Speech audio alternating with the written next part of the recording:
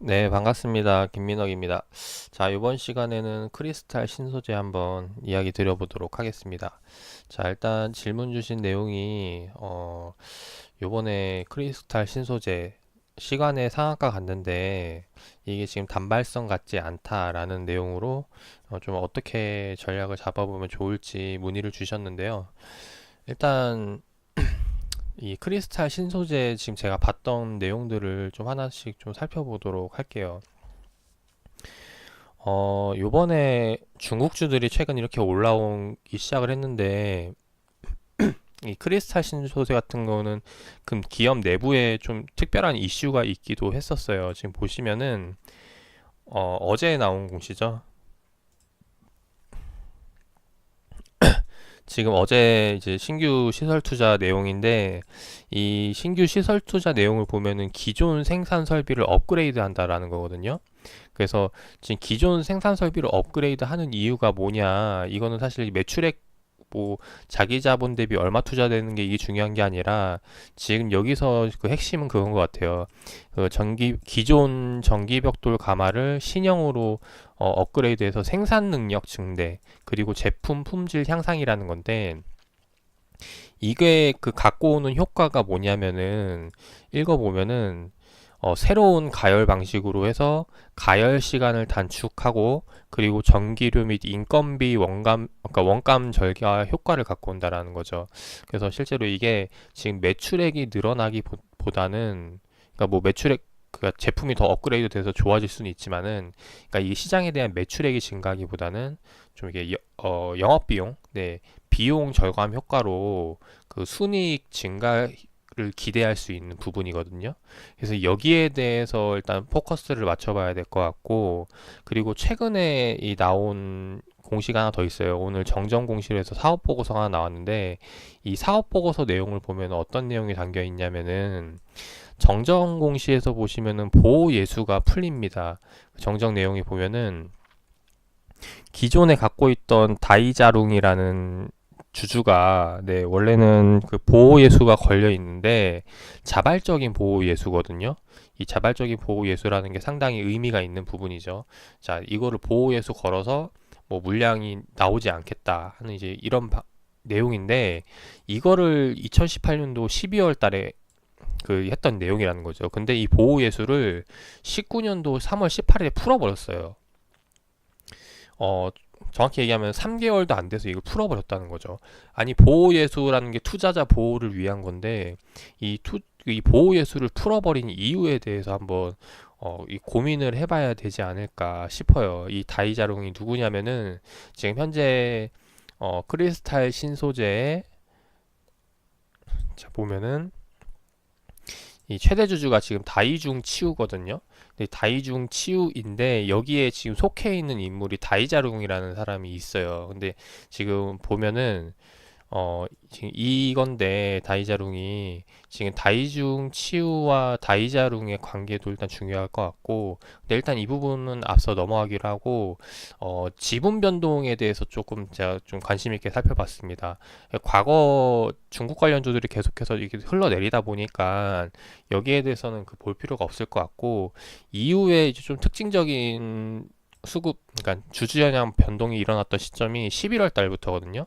그래서 지금 여기 표시해 놓은 11월 13일부터 좀 특징적인 변동이 나오기 시작을 합니다. 그래서 그런 부분들을 좀 살펴봤는데, 실제로 주주 변동이 일어났던 시점이 보면은 2016년도, 17년도 이후 18년도부터 본격적으로 일어나기 시작했어요.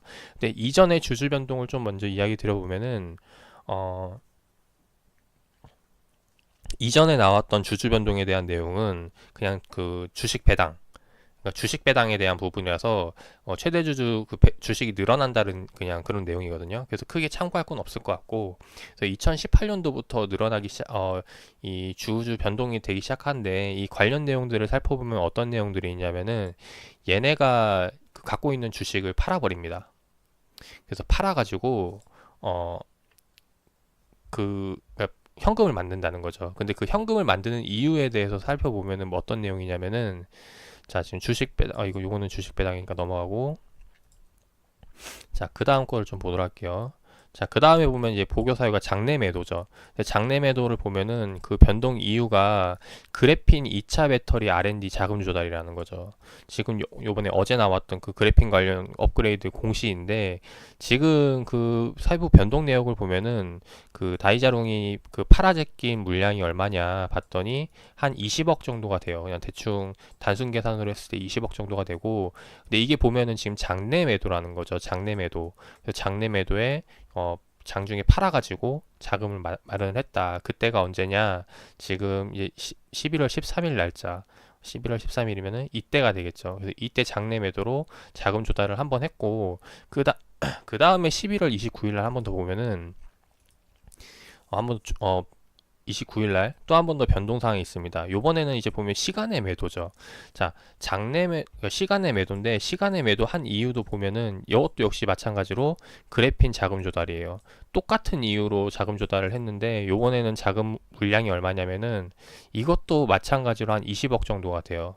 지금 근데 보면 이게 방식이 시간의 매매죠.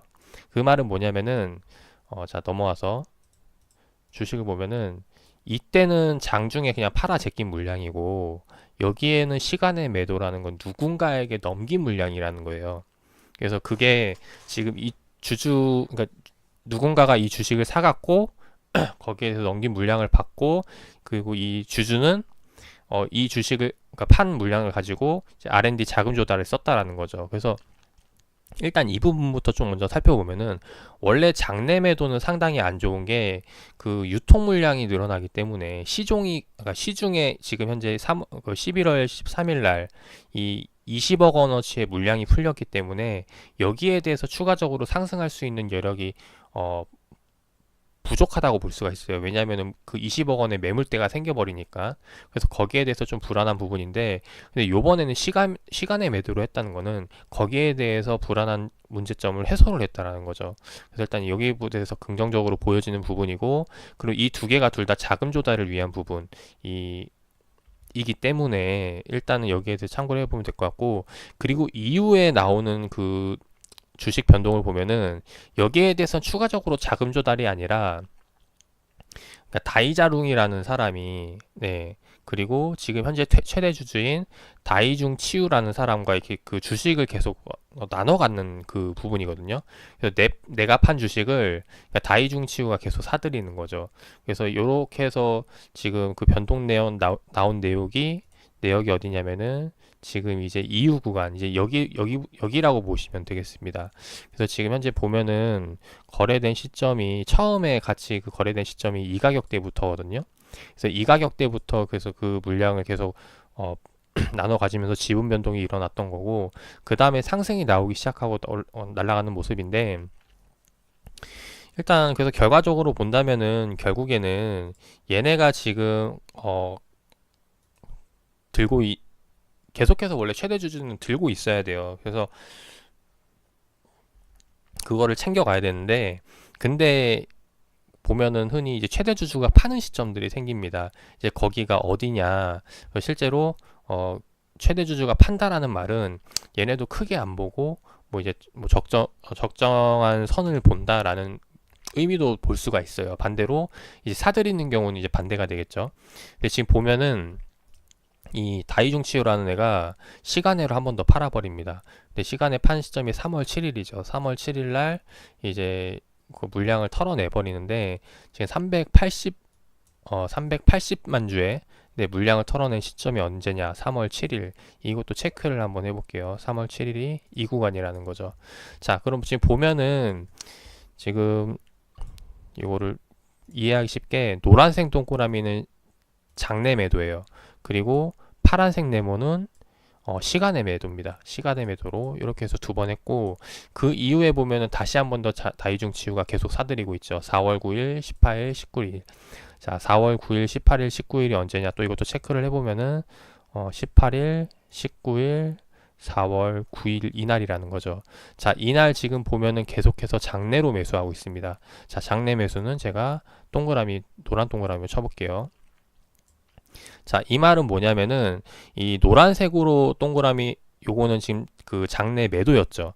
자금 조달을 위해서 그 판 거였기 때문에 부정적으로 볼 수 있는 그 매물이 나온 거잖아요. 매물이 출하한 부분이지만은 지금 이후에는 시간으로 넘겼다는 거. 시간에 넘겼다는 거는 지금 이 크리스탈 신소재가 하고 있는 사업 내용을 설명을 하고 그거를 사갈 지금 현재까지 사갈 투자자를 모집을 했다라는 거예요. 그래서 실제로 그걸 거래를 했던 거고, 그 다음에 3월 7일 날도 보면은 이때도 한 번 더 시간으로 거래를 했다라는 거. 그 말은 즉, 이 거래를 했다는 거는 그 딜을 받아들인 사람이 지금 이 가격에도 살 수 있을 만한 그런 리스크를 떠안는다라는 거죠.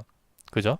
그래서 여기에 대해서 지금 380만 주, 현재 지금 380만 주면은 단순 계산 한번 해볼게요. 이 당시 이 가격 종가가 1,600원이라 가정을 하고 증권 계산기로 10, 100, 1000만, 10만, 100만 주에서 곱하기 1,600 계산을 하면은 60억 원의 물량이거든요.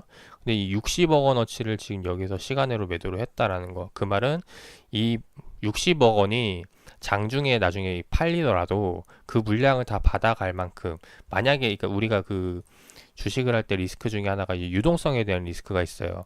만약에 지금처럼 올랐는데 여기에서 지금 내가 팔면은 그 시간에 샀던 이 사람이 팔면은 지금 한 30% 수익이란 말이에요. 지금 현재 30% 수익인데 여기에 지금 60억 원어치를 다 팔 수 있느냐?